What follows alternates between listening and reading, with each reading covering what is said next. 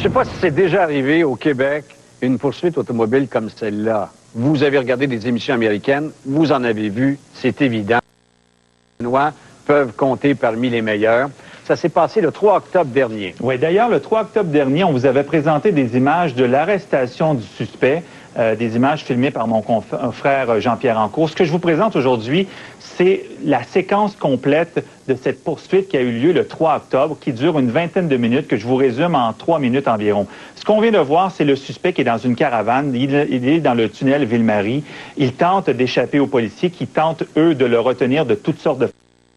Cette suite-là va se dérouler à vive allure. Ça a commencé à Châteauguay avec un vol de véhicule. Les Peacekeepers de la réserve de Kahnawake vont prendre en chasse cet homme-là dans les rues de Montréal. Ça va se faire sur le tronçon du tunnel Ville-Marie vers l'est, vers l'ouest et vers l'est à nouveau. Et ce qu'on voit présentement, c'est dans le secteur Angrignon. Le suspect est toujours à essayer de fuir les policiers qui le pourchassent. Et ce sont les caméras du ministère des Transports qui vont suivre tout au long la poursuite. Dangereuse va survenir dans quelques instants. Le suspect qui s'appelle Théodore Outsanakis, qui est âgé de 43 ans, va tenter de revenir vers l'ouest sur l'autoroute 20, mais en sens contraire. Vous allez voir une première collision avec une automobiliste qui ne l'a pas vu. Outsanakis, on pensait qu'il aurait été à tout le moins freiné dans sa course. C'est pas le cas du tout.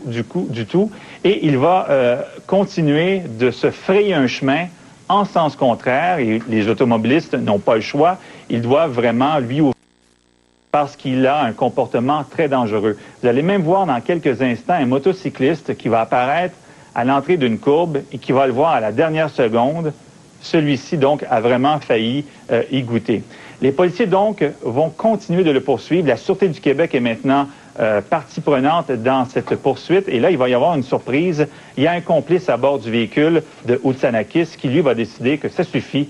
Il va sortir du véhicule. Regardez-le bien. La portière s'ouvre. Sauter en bas du véhicule. Et le policier de la Sûreté du Québec va devoir appliquer les freins très rapidement pour éviter de le frapper. Les policiers Peacekeepers qui sont derrière vont immédiatement procéder à l'arrestation du suspect qui s'appelle Sheldon Giuliani. Il est âgé de 45 ans, mais la poursuite, elle, se poursuit. Il y a un employé maintenant du ministère des Transports qui sait ce qui se passe, qui va tenter d'intercepter le véhicule. Ça ne fonctionne pas.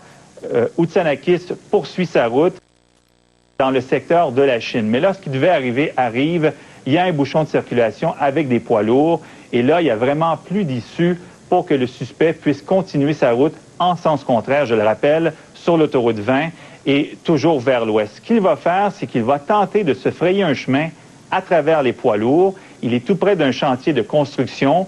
Les poids lourds ne lui laissent pas vraiment de marge de manœuvre, donc il n'est pas question pour eux de reculer. Ce qu'il va faire, donc, il va sortir de son véhicule et là, la chasse à l'homme va se faire à pied.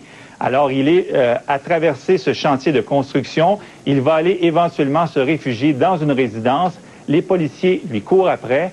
Une fois la maison cernée, Outsanakis n'a d'autre choix que de sauter en bas d'un deuxième étage. Et à ce moment-là, il va se blesser à la jambe. Ce sont les images qu'on vous avait présentées le 3 octobre dernier, filmées par Jean-Pierre Ancourt. Il est blessé sérieusement à la jambe. On ne fait pas appel aux ambulanciers. Les Peacekeepers en ont assez. Ils ont leur suspect entre les mains et sont le ramener sur la réserve. Ce qu'ils vont faire, il va finalement, lui, comparaître le lendemain au palais de justice de Longueuil, assis dans un fauteuil roulant, blessé sérieusement, et il a finalement été condamné. Il retourne en prison. S'il se sauvait, c'est qu'il ne voulait pas être arrêté.